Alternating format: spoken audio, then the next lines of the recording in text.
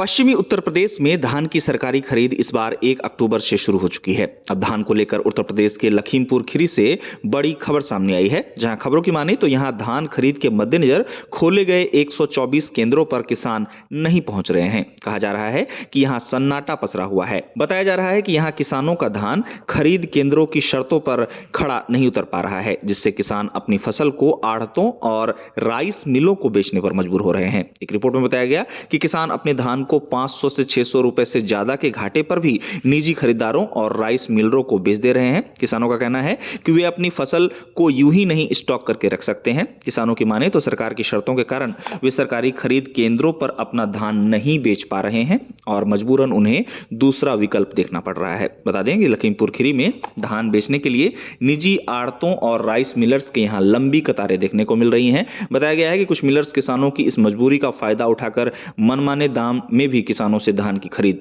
कर रहे हैं, जिससे किसानों को न चाहते हुए भी घाटा सहना पड़ रहा है। एक तरह से देखें तो इससे धान खरीद को लेकर तय किया गया सरकारी लक्ष्य साफ साफ प्रभावित होता हुआ दिखाई देता है। अब धान को लेकर सरकार द्वारा तय की गई कीमत की बात करें तो इस बार यूपी सरकार ने राज्य में किसानों से धान खरीद को लेकर जो ऐलान किया है उसके मुताबिक सरकारी न्यूनतम मूल्य 2369 रुपए और ग्रेड ए धान की कीमत 2389 रुपए तय की गई है। इसी बीच बताया गया है कि लखीमपुर खीरी जिले में राइस मिलर्स और निजी आड़ती सरकारी खरीद शुरू होने के बाद से कहीं ज्यादा मात्रा में धान की खरीद कर चुके हैं और लगातार उनके द्वारा खरीदारी की जा रही है। आपको बता दें कि लखीमपुर खीरी जिले में सरकार द्वारा इस बार 22,000 मीट्रिक टन धान खरीद का लक्ष्य तय किया गया है। बताया गया है कि इस बार की धान खरीद में अपनी फसल बेचने के लिए 31,000 किसानों ने जिले में रजिस्ट्रेशन कराया है, जहां इसमें से 7,500 किसानों के आवेदन का सत्यापन भी किया जा चुका है। लेकिन खबरों की माने तो लखीमपुर खीरी जिले में सरकारी केंद्र पर धान खरीद की रफ्तार काफी धीमी है